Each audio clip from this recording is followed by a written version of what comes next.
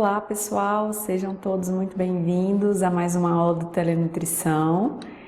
Eu sou a nutricionista Ellen e hoje nós vamos conversar sobre a suplementação nutricional no paciente hospitalizado. Bom, então antes da gente começar propriamente a falar da suplementação, do que é e todos os aspectos envolvidos, nós precisamos lembrar que a desnutrição ela tem um impacto negativo tanto na morbidade quanto na mortalidade e que muitos pacientes já chegam na admissão hospitalar desnutridos, né? Dentre aí os vários graus da desnutrição leve, moderada ou mesmo já uma desnutrição grave. Então é muito importante que essa avaliação do risco e a detecção da desnutrição ela seja realizada de forma mais precoce possível, uma vez detectada, para que nós possamos então instituir a melhor terapia nutricional para esse paciente. Nós precisamos também nesse processo levar em consideração a idade, o estado nutricional, as enfermidades que esse paciente apresenta, levando em consideração a doença de base, o estado metabólico e em que fase que ele se encontra. Será que ele está na fase aguda da doença ou já está numa fase de reabilitação? Isso é muito importante também nós detectarmos. Então, quais são, os objetivos da instituição de uma terapia nutricional?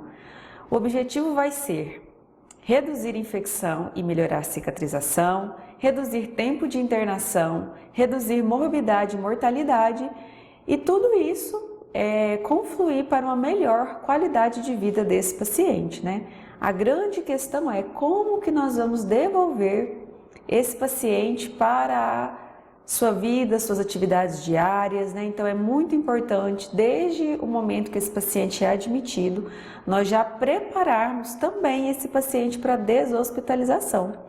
E o processo de educação nutricional durante todo esse processo, também é muito importante, é uma peça-chave do tratamento nutricional. Precisamos lembrar também que alguns pontos são dificultadores da alimentação do paciente, Então nós temos, por exemplo, desnutrição muitas vezes não diagnosticada nesses pacientes, sintomas de impacto nutricional, refeições interrompidas por vários motivos e muitas vezes acontece desse paciente ir para casa sem esse acompanhamento nutricional ou sem mesmo as orientações nutricionais para alta. Por isso que é importante a educação nutricional desde o momento que o paciente chega no hospital, seja essa educação nutricional direcionada ao paciente e ao seu cuidador, que é também muito importante, uma vez que, dependendo da condição aí funcional que o paciente vai para casa, ele vai precisar de estar sob a dependência de cuidados. Então, muitas vezes, a educação nutricional ela vai precisar ser feita com o cuidador, que vai realizar aí as atividades para o paciente em casa. Bom, então, o que é essa suplementação nutricional? E aqui o foco ele é principalmente falar da suplementação nutricional por via oral. Nós temos uma legislação que diz sobre os alimentos para os fins medicinais específicos e o suplemento ele está dentro dessa legislação. Então ele vai ser composto por uma constituição densa de calorias e nutrientes. Dependendo aí do objetivo desse suplemento, ele vai ter mais ou menos de determinado nutriente. Ele pode ser encontrado na fórmula líquida, pó e creme. E também eles podem ser preparados como bebidas ou, dependendo do objetivo, adicionados aos alimentos e bebidas. E aí, uma grande pergunta, que sempre fica para nós: para quem deve ser a suplementação nutricional oral? Primeiramente, esse paciente ele precisa ter o trato gastrointestinal funcionante e nível de consciência e deglutição mínimos, de forma que essa alimentação por via oral, ela não acarrete riscos. E pensar que aqueles pacientes que não conseguem atingir as suas necessidades exclusivamente pela dieta convencional, pela dieta via oral. Geralmente a literatura coloca uma faixa entre 60% a 75%. Então, aqueles pacientes que não atingem pelo menos esses valores são candidatos à suplementação. Mas nós também não podemos nos esquecer que o paciente disfágico, ele também pode necessitar de suplementação. E a disfagia, ela precisa ser detectada, né? Até porque, uma vez que esse paciente ele tem esse diagnóstico, né? E aí, geralmente, na verdade, o diagnóstico, ele é uma responsabilidade técnica do profissional fonoaudiólogo. Uma vez detectada essa disfagia, nós precisamos adequar tanto a suplementação quanto a terapia nutricional que esse paciente está recebendo, né? Se for pela via oral, nós pensamos em adaptação de consistência, certo? Então, nós precisamos organizar todo um esquema de forma que essa alimentação por via oral ela não acarrete riscos para esse paciente. É muito importante lembrar também que paciente disfágico pode vir a apresentar complicações, justamente por quê? Por conta da consistência da dieta, que muitas vezes não é bem aceita pelo paciente. Então, nós precisamos pensar em desidratação e também em possíveis prejuízos no estado nutricional desse paciente. Por isso, é tão importante adequar, inclusive, a suplementação caso esse paciente precise. Então, nós precisamos entender bem qual é a melhor consistência no que se refere à via oral para esse paciente. E aí, uma outra questão também que sempre fica é até quando, né? Até quando que esse paciente vai ficar com a suplementação. Então, nós precisamos pensar que, primeiro, né, ao instituir, nós vamos olhar para aquele paciente que tem uma ingestão reduzida ali de 3 a 5 dias, uma vez que já foram feitas todas as adequações dietéticas, certo? E também nós vamos instituir a terapia nutricional oral para aquele paciente que está em risco ou já é desnutrido e que tem uma alta demanda metabólica, certo? E ele também é a primeira escolha entre as modalidades de suporte nutricional, desde que esse paciente ele tenha nível de consciência adequado para isso e deglutição mínima para isso também. É muito importante nós lembrarmos também que para o suplemento dar certo, esse paciente ele precisa se alimentar dentro ali das suas possibilidades, né? E o ambiente ele tem que estar propício para isso. Porque vamos pensar, na nossa casa, né, sentados à mesa, nós temos um ambiente propício para a alimentação. E no hospital? Como que é o ambiente desse paciente, né, no momento da refeição? Os profissionais, eles ficam chegando na hora da alimentação para fazer determinadas abordagens com o paciente? Se a resposta for sim, isso pode ser um problema. Por quê? Imagine vocês, né, se alimentando e toda hora alguém vindo falar, né, e você tendo que parar para poder responder ou parar para poder, né, prestar atenção em outra coisa. E aí, quando a gente volta para a alimentação, às vezes o apetite já passou, né, já não tem mais assim, aquela vontade de se alimentar. Então, é muito importante nós cuidarmos desse ambiente de alimentação do paciente, né? Pensar em posicionamento no leito, fornecimento de ferramentas de alimentação assistida, né? Então, até para detectar se esse paciente ele está com algum risco ao se alimentar por via oral. E o paciente ele precisa entender o porquê que aquilo é importante para ele. Por que que a alimentação é importante? Por que que é aquela consistência? Por que que ele está recebendo determinado tipo de suplemento? Então, nós precisamos também conscientizar o nosso paciente para que ele tenha uma boa aderência à suplementação nutricional. Nós precisamos lembrar também que necessidade é diferente de aceitação. Necessidade é aquilo que eu, nutricionista, vou prescrever, né, de acordo com as diretrizes, com os protocolos. E aceitação eu vou precisar avaliar diariamente para saber se o paciente ele está ingerindo, o quanto que ele está ingerindo, se ele recebe suplemento, que tanto de suplemento que ele está tomando. O que a gente espera é que ele faça aderência 100% da suplementação. Mas e se não tiver?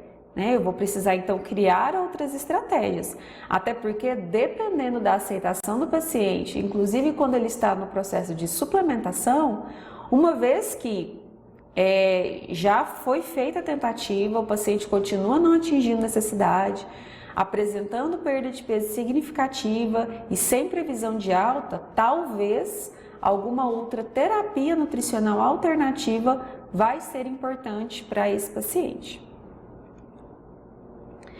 Para avaliar a aceitação, nós temos então uma gama de ferramentas, né?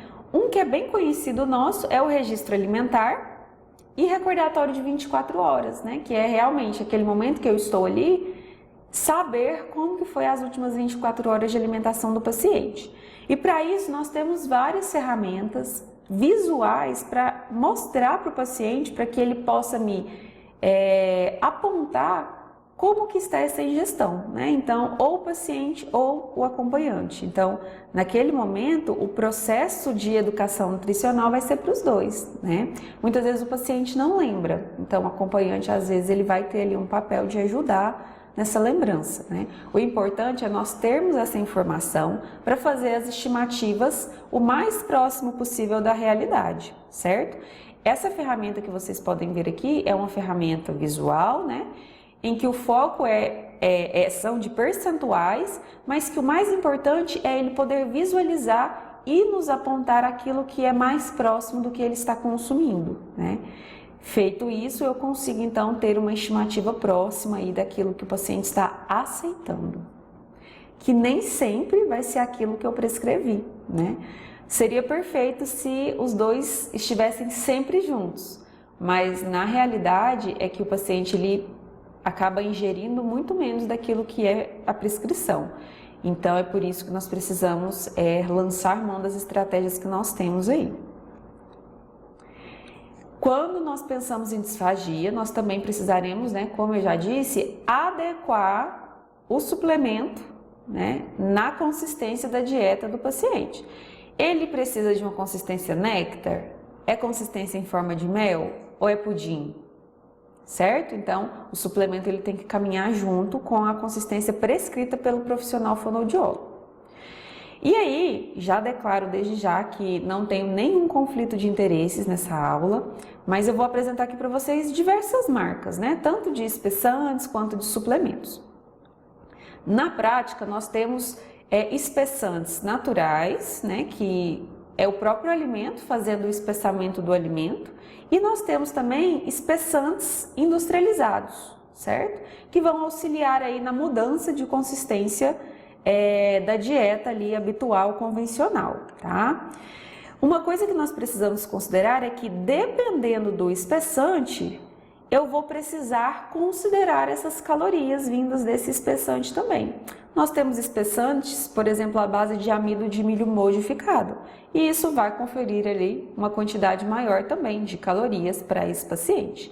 Então eu tenho espessantes também à base de goma xantana, né? E aí o alimento ele vai se apresentar de formas diferentes a depender do espessante.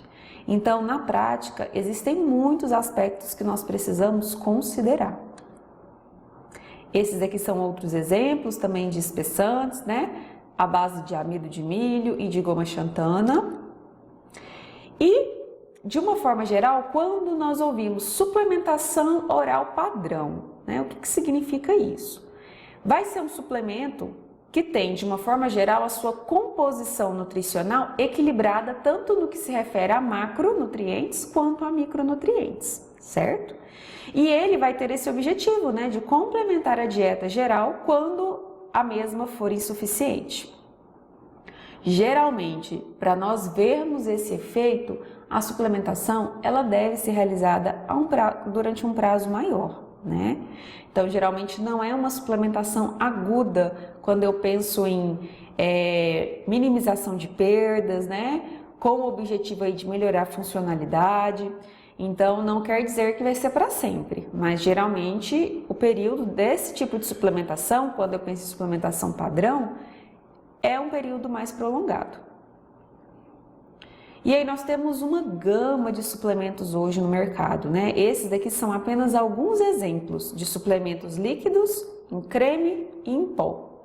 Mas nós temos vários tipos de suplemento, então eu enquanto nutricionista, o que é importante? Nós termos uma leitura adequada do rótulo e entender a composição do suplemento, né? E para que eu vou utilizar, certo? Então, é um suplemento mais hiperproteico, o objetivo aqui é ser mais hipercalórico, qual que é o meu objetivo para aquele paciente? Então, eu sempre preciso pensar nisso. E nós temos os suplementos que eles são nutricionalmente incompletos. Por quê?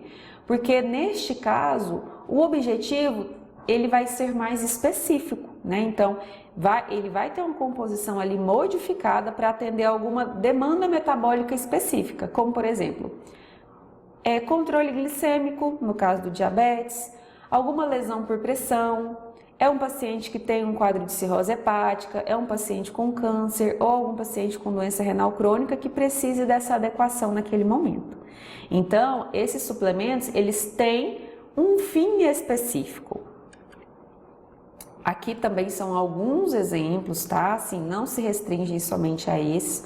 Nós temos também uma variedade, inclusive, de suplementos com o mesmo objetivo, né? Então, nós temos aí várias empresas que vão ter aí lançamento de produtos, né, para aquele mesmo objetivo. Então, eu preciso avaliar a disponibilidade, né, o custo. Então, dentro do ambiente hospitalar, é preciso que nós sejamos livres para ter essa escolha, né? Aqui são alguns exemplos de suplementos que têm funções imunomoduladoras, que é o nosso assunto de agora. Então, o que é essa questão de imunomodulação? É um suplemento, né, que contém alguns nutrientes específicos. Os principais que são encontrados aí, né, de acordo com a literatura, é essa combinação de arginina, ômega 3 e nucleotídeos. Tá? Para que eles vão ser utilizados? Para cirurgias de grande porte, de trato gastrointestinal e desnutrição, independente da presença de câncer ou não. Então, esse paciente vai realizar alguma cirurgia de TGI de grande porte, ele vai ser um candidato a essa suplementação imunomoduladora. Na prática, nós temos visto, né, efeitos e evidências que fortalecem esse uso, né? E aí existem algumas recomendações, né? E o tempo, uma coisa que nós precisamos lembrar é que ele é limitado para esse tipo de suplementação. Essa suplementação, ela não é por período prolongado, certo? Então, quando eu penso em pré-operatório, é muito importante a gente ter esse tempo de preparar o nosso paciente para a cirurgia. Não é a realidade muitas vezes, mas sempre que possível é muito importante fazer essa preparação. Então, pensando nessa suplementação ali, né, de 5 a 7 dias no pré-operatório e no pós-operatório, pelo período ali também de 7 dias. O mínimo 500 ml dia, ou se eu penso nesse exemplo desse suplemento aqui, pelo menos 3 garrafinhas, né, dependendo ali, claro que eu preciso fazer um cálculo do peso do meu paciente, né, o cálculo, ele não é um cálculo geral, é específico, mas para que eu possa ter esse efeito da imunomodulação, é preciso que se estabeleça uma quantidade mínima, né, a ser utilizada diariamente durante o período estabelecido, tá? Em pacientes críticos com sepse ou naqueles pacientes em estado de choque séptico, esse tipo de suplementação ela não deve ser ofertada, justamente porque nós não temos evidências que nos asseguram sobre os efeitos positivos, né? Na verdade, o efeito ele tende a ser negativo. Então, é preciso que, se a gente não tem evidência forte o suficiente para utilizar, então a gente não vai utilizar, ok? E aí, a ESPEN em 2021, num guideline que eles lançaram para nutrição clínica na cirurgia, o que eles colocam? Que não há evidências claras para o uso exclusivo de fórmulas imunomoduladoras versus suplementação nutricional oral padrão no pré-operatório, pensando especificamente naqueles pacientes desnutridos, tá? Então, assim, as evidências, elas têm as suas limitações, mas é muito importante que o especialista, ele olhe para essas evidências e também faça o peso daquilo que é melhor para o paciente à beira-leito, né? Uma vez que nós temos o embasamento. Então, existem guidelines a favor da suplementação, né? E mostrando que o que é importante nós pensarmos? o objetivo, né? Esse paciente estar estável hemodinamicamente e que a suplementação ela vai acontecer por um período limitado. Esse protocolo aqui é o protocolo ERAS, né, muito conhecido também, que nos diz muito sobre a suplementação no durante ali o pós-cirúrgico, durante a cirurgia, né, e no pós-cirúrgico. Então, esse período que nós chamamos de perioperatório. De uma forma geral, o que eles recomendam quando nós pensamos em preparar o paciente para a cirurgia? Que no pré-operatório, esse paciente ele precisa de uma educação nutricional pré-operatória para justamente ter a consciência da importância da suplementação, saber por que aquilo, ele precisa daquilo, né? Então, essa educação para o paciente familiar são importantes. Evitar o jejum prolongado, tá? Então, quando eles colocam aqui esse carregamento de carboidratos, é porque existem protocolos que já falam de que até um certo período antes da cirurgia, esse paciente ele pode fazer a ingestão de água com maltodextrina, né? Para quê? Para não deixar esse paciente em jejum prolongado ali. E isso porque esse jejum prolongado, ele pode acarretar malefícios e piores desfechos no pós-operatório, tá? E fazer a triagem de risco nutricional, que também é muito importante. E no pós-operatório, é importante também cuidar de vários outros aspectos, né? Então, por exemplo, prevenção de náuseas e vômitos, né? Então, nós precisamos ter uma conversa muito bem alinhada com o médico nesse momento. A nutrição oral o mais precoce possível, né? Desde que ele possa, o paciente ele esteja habilitado para a nutrição oral, mas que ela seja feita o mais precoce possível. Analgésicos, né? Não opioides, no caso. Aí essa é uma prescrição médica também, certo? E fórmulas aí de estimular a motilidade intestinal. Se esse paciente ele fica em jejum pós-operatório também prolongado, com certeza quando ele retomar com a alimentação, ele pode ter ali alguns efeitos colaterais, né? Uma vez que esse trato gastrointestinal, ele permaneceu em repouso por muito tempo. Por isso essa importância de o paciente não ficar em jejum por muito tempo para a cirurgia e depois retomar a alimentação assim que possível. Uma outra história, né, que gera muitas dúvidas é se eu devo utilizar glutamina e probióticos e se for utilizar, quando, né? Então, as evidências também elas permanecem um pouco limitadas para esses dois compostos, né? Tanto para a glutamina quanto para os probióticos. Vou começar então falando um pouquinho da glutamina. Esse estudo, né, que na verdade foi uma revisão sistemática e meta-análise, em 2019, concluiu o seguinte, que a suplementação enteral de glutamina não confere benefício clínico significativo em pacientes gravemente enfermos, né? Então, a glutamina ela já tem uma história antiga, porque os estudos eles estão contraditórios e são muito heterogêneos, né? De forma que um estudo em 2013, ele mostrou que pacientes suplementados com glutamina, esses pacientes críticos, na verdade, eles apresentaram também uma maior mortalidade. Então, desde então, uma história um pouco complicada, ela vem ali em torno da glutamina, né? Em qual público que tem se percebido maiores benefícios? Em pacientes queimados, né? Então, parece que nesse perfil de pacientes, a glutamina, ela apresenta um efeito significativo justamente por quê? Porque são pacientes que têm uma perda muito grande, né? E que aí precisam, de maneira bem expressiva, desse nutriente.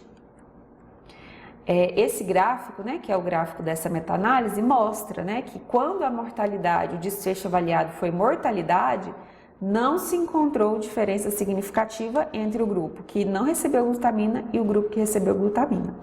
Porém, esse outro gráfico aqui, especificamente no gráfico de baixo, como vocês podem ver, o diamante ele não toca essa reta que nós vemos aí no meio, né? Mostrando que em pacientes queimados, quando foi feita essa análise de subgrupo, encontrou-se um efeito a favor da glutamina, certo? Então, parece, né? Então, estou usando esse termo, né, propositalmente, parece que a glutamina ela pode ter efeitos ali significativos nesse perfil de pacientes, né, nos pacientes queimados. E nessas análises aqui, esses 3 gráficos, eles mostram no que se refere ao tempo de hospitalização. Então, novamente, o grupo de pacientes queimados foi o grupo que se beneficiou desse tipo de suplementação. Esse outro estudo, ele avaliou especificamente o efeito da glutamina na melhora de marcadores inflamatórios. E aí, o que eles perceberam, né?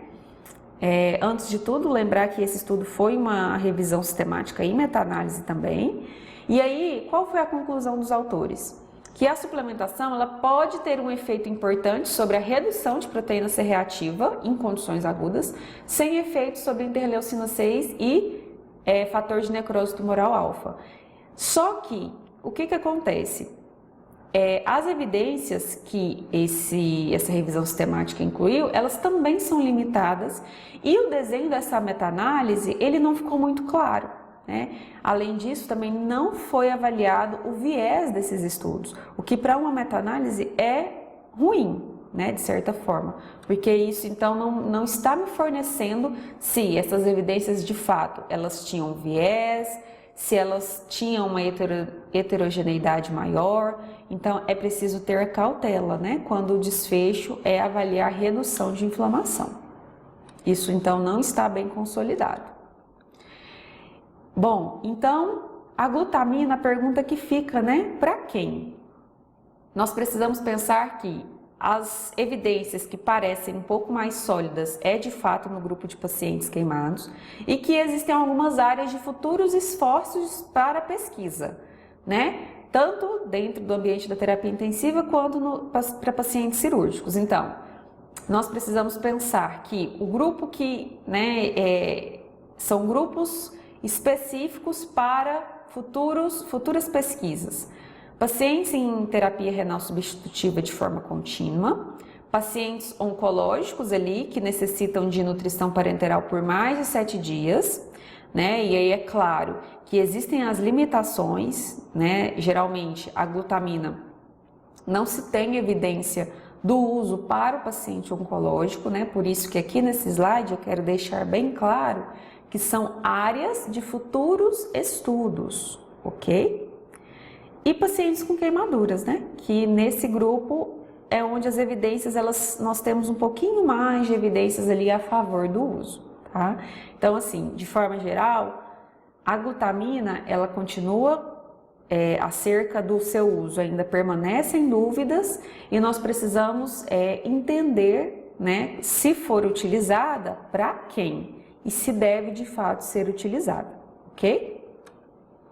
Agora vamos falar dos probióticos, né? Que também existe uma polêmica ao redor dos probióticos no que se refere ao uso, principalmente dentro do ambiente de terapia intensiva. De forma geral, o que nós temos percebido? Que, novamente, as evidências elas são bem limitadas no que se refere ao uso de probióticos, principalmente no ambiente crítico ali, né? Essa meta-análise, né, que também é um estudo muito interessante, que está nessa base de dados, mostrou o seguinte, que os probióticos provavelmente não fazem pouca ou nenhuma diferença no que se refere ao número de pessoas com diarreia. Então, eles estudaram muitos indivíduos, né, foi uma meta-análise, conforme eu disse para vocês, e eles identificaram que não houve redução do número de pessoas pensando ali no desfecho diarreia, melhora da diarreia. E também não se tem ainda uma certeza se os probióticos de fato, ele contribuiu para essa redução desse quadro de diarreia, né? Nesse caso, é algo que nós vemos muito a indicação dentro do ambiente hospitalar, mas a gente tem que ter cuidado, né? Por quê? Mas eu vejo muita gente utilizar, mas será que eu devo utilizar? Eu preciso entender o porquê que eu estou utilizando aquilo e se o meu paciente ele tem indicação, né? Ele é um paciente que está estável hemodinamicamente? Esse é um dos primeiros pontos que eu preciso avaliar, né? Esse paciente está no estado de choque séptico? porque talvez aquele momento não seja o momento de fazer esse tipo de suplementação, né? A grande questão da suplementação é entender qual é o melhor momento, ok? E por que existem tantas incertezas quanto ao uso de probióticos? Justamente por conta da alta heterogeneidade dos estudos e risco que esses estudos têm de viés, tá? Então, é tudo muito confuso ainda. E as evidências, apesar de ter muitos estudos, esses estudos, quando a gente coloca eles todos no mesmo cesto, a gente não consegue tirar uma conclusão homogênea. Então é por isso que ainda as dúvidas persistem. Esse outro estudo avaliou, o objetivo era avaliar a segurança e a eficácia da suplementação probiótica. E o que os autores dessa meta-análise descobriram? Que houve um melhor resultado pensando na redução da taxa de infecção na UTI, especialmente a infecção, por pneumonia associada à ventilação, ok? Sobre a questão na incidência de diarreia, novamente, esse estudo ele aponta que as evidências elas permanecem limitadas, ok? E essa dosagem ideal, ela também permanece desconhecida. Por quê? Porque os estudos, cada um traz uma cepa ou um grupo, ali de probióticos que são utilizados, e o probiótico em si ainda não é totalmente conhecido os efeitos que ele tem, porque existe uma variedade de vias e mecanismos pelos quais eles conseguem atuar, e ainda depende muito do estado clínico que aquele paciente se encontra. Então isso também pode ter uma interferência no efeito dos probióticos. Por isso que no ambiente crítico isso ainda é tão confuso. Bom, então agora finalizei essa parte também dos probióticos, e vou falar um pouquinho mais sobre essa questão da imunonutrição. Nós já falamos um pouco dos imunomoduladores, há alguns slides atrás. Essa meta-análise, também muito interessante, disponível nessa base de dados, ela objetivou o seguinte: revisar e avaliar as evidências sobre os efeitos da imunonutrição em comparação com a alimentação com fórmula padrão, Então aqui o objetivo era avaliar via interal, via TNE, tá? Em adultos em ventilação mecânica, certo? E que tinham síndrome do desconforto respiratório agudo. O que esses autores concluíram? Que as intervenções com ômega 3 então podia ou não ter antioxidantes, pode produzir pouca ou nenhuma diferença quando o efeito ou desfecho foi mortalidade. Mas eles encontraram alguns efeitos pensando em ventilação mecânica, redução do tempo de ventilação mecânica e tempo de internação na UTI, tá? Como esses efeitos eles são modestos, os autores colocam que é incerto também, Mas assim, pensando em mortalidade, se o desfecho foi mortalidade, utilizar essa suplementação não fez diferença, ok? Mas aí, quando nós estamos avaliando um estudo, uma evidência científica, o que nós precisamos olhar? Olhar para o desfecho que aquele estudo propôs, tá? Então, para essa suplementação, mortalidade não teve diferença. Mas, será que em outros desfechos, dependendo ali, eu encontrei alguma evidência? É o que precisa ser avaliado, certo? E por último, o último estudo que eu trago aqui para vocês pensando nessa questão da suplementação, o objetivo dessa revisão sistemática, dessa meta-análise, foi avaliar se o aconselhamento dietético com ou sem suplementação nutricional oral pode melhorar a desnutrição secundária à doença em adultos. Então, a grande questão e o meu objetivo de trazer esse estudo é porque o que a gente percebe muitas vezes na prática? Ou aquele paciente, às vezes, ele está recebendo um suplemento que ele nem sabe para quê, Ou, às vezes, ele precisava do suplemento e até agora não aconteceu nada, Nenhuma terapia alternativa foi instituída para aquele paciente. Então, o que as evidências elas têm mostrado, de uma maneira geral? Que a associação do aconselhamento dietético e suplementação oral para aqueles pacientes que precisam, isso de fato tem um efeito melhor e parece que a longo prazo, né, não pensando somente naquela fase aguda ali da hospitalização, mas que a longo prazo isso também pode ter efeitos positivos, né? Então, concluindo aquele pensamento que eu já havia trazido aqui para vocês. Nós precisamos fazer a educação nutricional corretamente para o nosso paciente, para o seu cuidador, tá? E o paciente ele precisa entender o porquê que ele está tomando aquele suplemento e porquê que é importante um suplemento por dia, 2, 3, por quê? Quantas vezes ao dia? Ele precisa estar ciente disso, né? Para que ele possa então colaborar nesse processo. Nós queremos que essas medidas elas sejam positivas não somente durante o tempo de internação, mas também no pós-alta, justamente porque nós queremos que esse paciente, quando ele voltar para casa, do ponto de vista nutricional, ele consiga retomar para suas atividades de vida diárias, né? E a nutrição, ela pode ajudar nisso, só que precisa de se ter esse preparo, né, ao longo do processo. E a questão também da deshospitalização, que é muito importante. Esse paciente nosso, ele precisa ser acompanhado do momento que ele chega ao hospital até a hora dele ir embora, para que ele então possa ir para casa com as recomendações adequadas e consciente daquele cuidado que ele vai precisar dar continuidade em casa. Certo, pessoal?